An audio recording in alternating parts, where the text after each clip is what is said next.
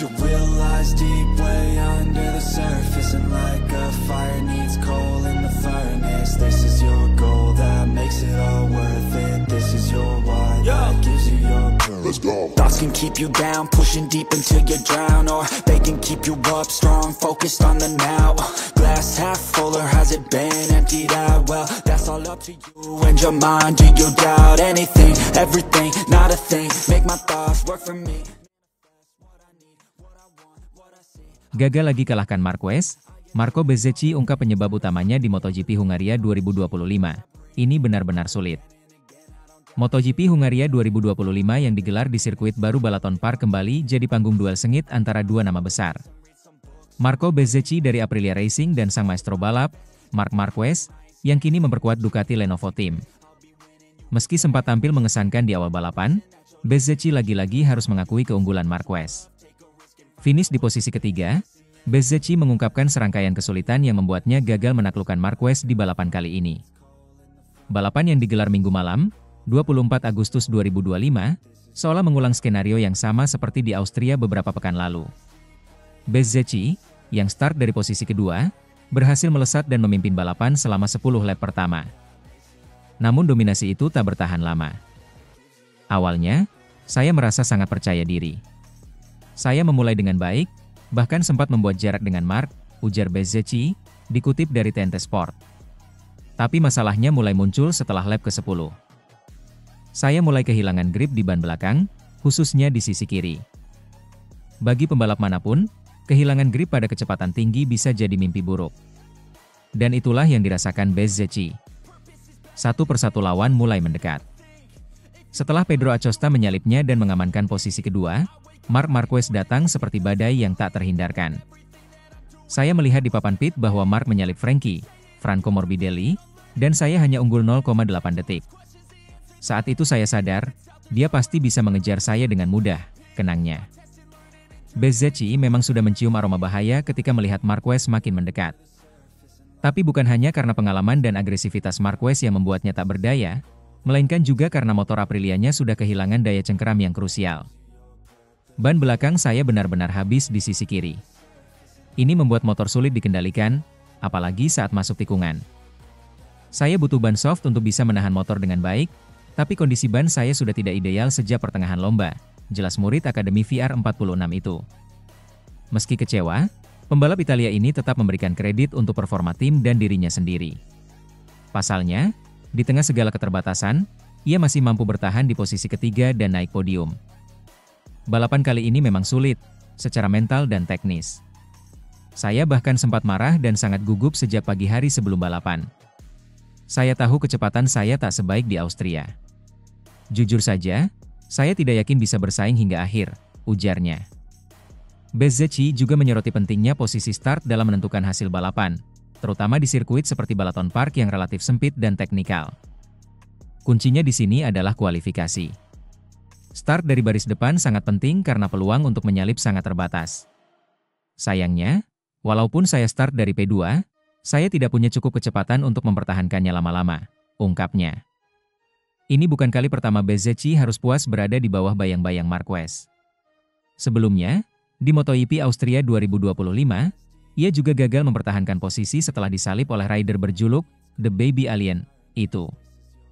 Konsistensi Bezzecchi di barisan depan memang patut diapresiasi, namun tampaknya ia masih mencari resep jitu untuk benar-benar mengungguli para rival papan atas. Marc Marquez sendiri tampil luar biasa di Hungaria, menunjukkan bahwa ia belum habis dan tetap menjadi ancaman serius dalam perebutan gelar juara dunia 2025. Dalam usia yang tak lagi muda bagi ukuran pembalap MotoGP, Marquez tetap memiliki insting balap yang tajam dan determinasi tinggi. Namun, bukan berarti Bezzecchi menyerah. Justru sebaliknya, pembalap berusia 26 tahun ini tampaknya semakin terpacu untuk terus meningkatkan performa. Ia tahu bahwa pertarungan belum selesai, dan masih ada banyak seri tersisa untuk membalikan keadaan. Balapan ini memberi saya pelajaran berharga. Kami harus bekerja lebih keras untuk mengatasi masalah pada ban, dan mungkin mempertimbangkan strategi baru untuk balapan yang akan datang, ucap Bezzecchi menutup wawancara. Dengan hasil ini, Marco Bezzecchi tetap menjaga asa dalam klasemen sementara. Meskipun belum berhasil meraih kemenangan, konsistensinya naik podium menunjukkan bahwa ia adalah penantang serius musim ini. Namun satu hal yang jelas, untuk bisa mengalahkan Marc Marquez, Bezzecchi butuh lebih dari sekadar keberanian dan semangat juang. Ia butuh solusi teknis yang tepat, strategi cerdas, dan tentu saja, sedikit keberuntungan. MotoGP musim 2025 masih panjang, dan jika ada satu hal yang pasti, itu adalah pertarungan sengit antara Bezzecchi dan Marquez masih jauh dari kata usai. Deep way under the surface, and like a fire needs coal in the furnace. This is your goal that makes it all worth it. This is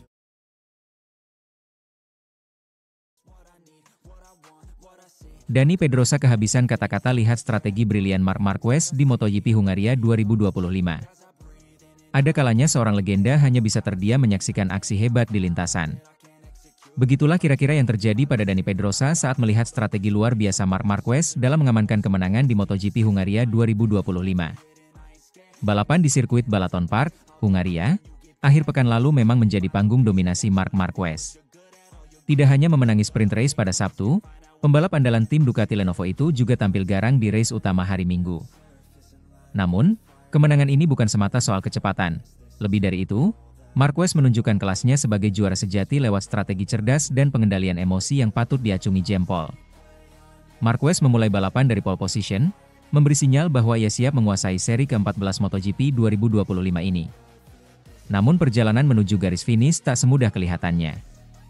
Di tikungan awal, Marquez harus bersinggungan dengan Marco Bezzecchi dari tim Aprilia Racing.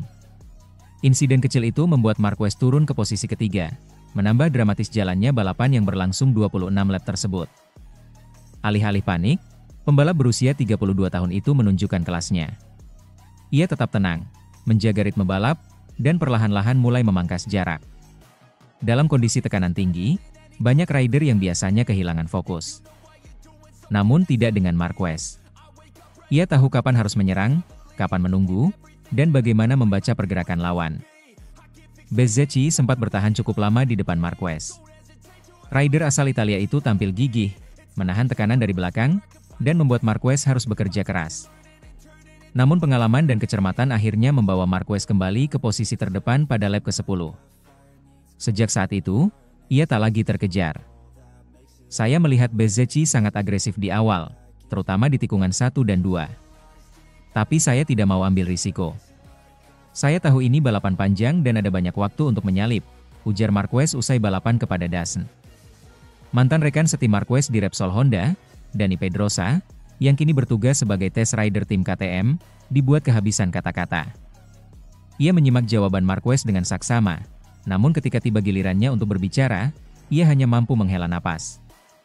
Saya tidak tahu lagi harus bertanya apa, ujar Pedrosa sambil tersenyum, menunjukkan kekagumannya. Marquez pun membalas dengan canda dan tawa, namun tetap rendah hati dalam menyampaikan analisanya. Ia bahkan memuji Bezzecchi yang dianggap tampil luar biasa meski akhirnya tak mampu mempertahankan posisinya di depan. Bezzecchi membuat saya harus ekstra hati-hati. Dia sangat cepat dan berani. Tapi saya tetap sabar, menjaga ban dan akhirnya saat yang tepat datang, lanjut Marquez. Bagi Marquez, kemenangan ini bukan sekadar tambahan angka di klasemen.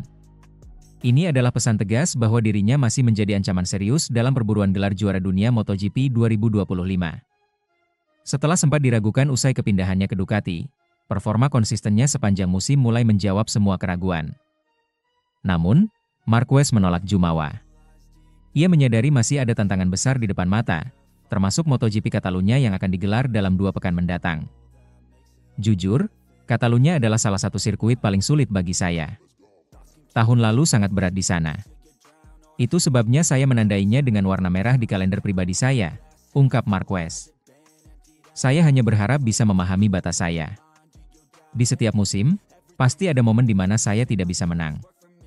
Mungkin Catalunya jadi titik itu, semoga tidak. Tapi saya sudah bersiap jika itu terjadi, imbuhnya. Pernyataan itu menunjukkan sisi lain dari Marquez. Di balik agresivitas dan determinasi yang selama ini identik dengannya, ada kedewasaan dan perencanaan matang yang kini mulai terlihat jelas. Ia tak lagi hanya mengandalkan insting, tapi juga kalkulasi. Balapan di Hungaria menjadi bukti nyata bagaimana Marquez kini berada dalam fase baru karirnya. Lebih tenang, lebih strategis, tapi tetap mematikan. Dani Pedrosa, yang mengenalnya sejak awal karir MotoGP, tentu paham betul transformasi ini. Tak heran jika ia memilih diam dan membiarkan aksi Marquez berbicara sendiri. Dengan kemenangan ini, Marquez semakin menguatkan posisinya dalam perebutan gelar juara dunia 2025. Meski masih ada beberapa seri tersisa, kepercayaan diri dan performanya yang stabil membuatnya menjadi kandidat terkuat, bersama rekan setimnya Francesco Bagnaia. MotoGP 2025 belum selesai, tapi jika ada satu pesan yang ingin disampaikan Marquez lewat performa di Hungaria, itu adalah, saya belum habis. Saya masih lapar. Dan saya tahu caranya menang. Dan untuk para penggemar MotoGP, kemenangan ini bukan hanya soal angka atau statistik, ini tentang menyaksikan seorang maestro memainkan simfoni kecepatan dan strategi di atas lintasan, membuat bahkan legenda seperti Dani Pedrosa kehabisan kata-kata.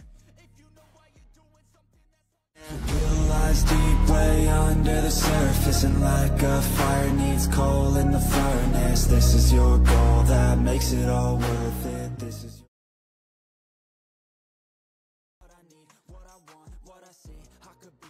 Aman di puncak performa, Marc Marquez izinkan crew chief-nya bantu Pecco Bagnaia biar kompetitif.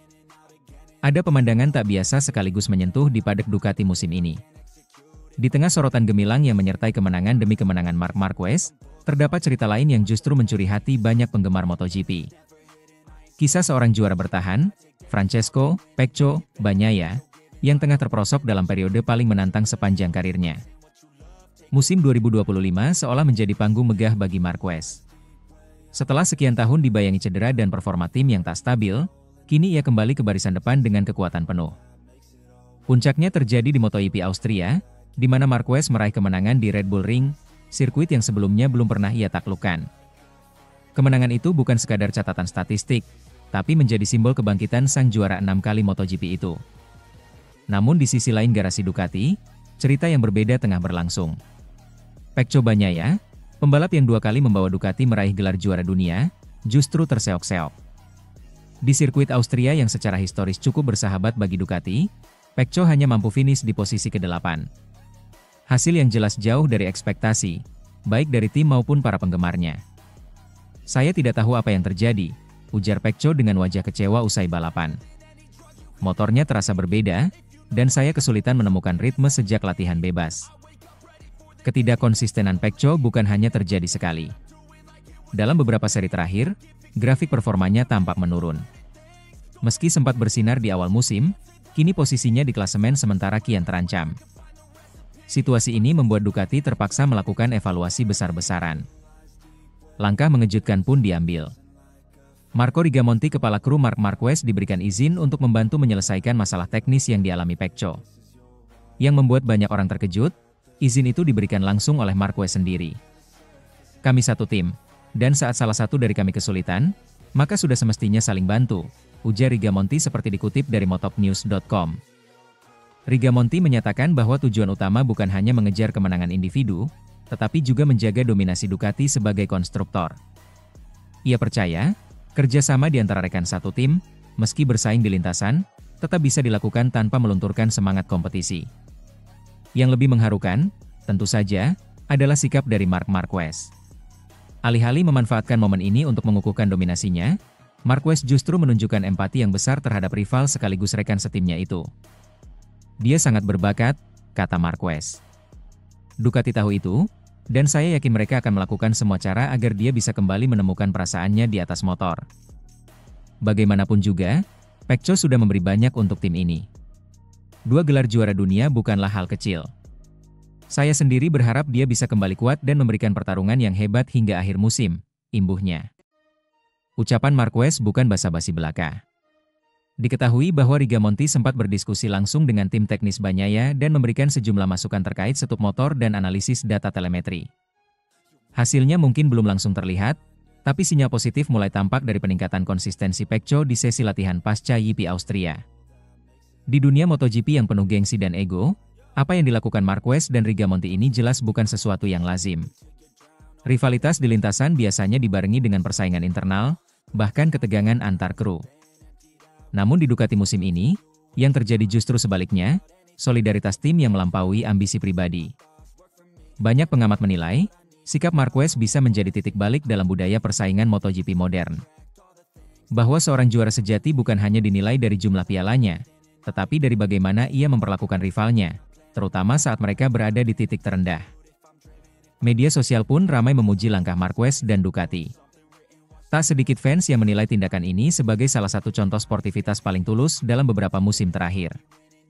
Ini bukan hanya soal menang atau kalah, tulis seorang netizen di Twitter. Tapi soal menjadi manusia di balik helm dan firing. Salut untuk Marquez dan Ducati. Tentu, pertarungan masih panjang. Musim belum selesai, dan posisi klasemen masih bisa berubah kapan saja. Pecco masih punya waktu untuk bangkit. Dan siapa tahu, dengan dukungan penuh dari timnya termasuk rival terdekatnya sendiri, ia bisa kembali menjadi ancaman serius di lintasan. Yang pasti, apa yang terjadi di paddock Ducati beberapa pekan terakhir akan dikenang bukan hanya sebagai strategi teknis, tapi juga sebagai pelajaran emosional. Bahwa kadang, dalam dunia yang keras seperti MotoGP, masih ada ruang untuk empati dan kebesaran hati.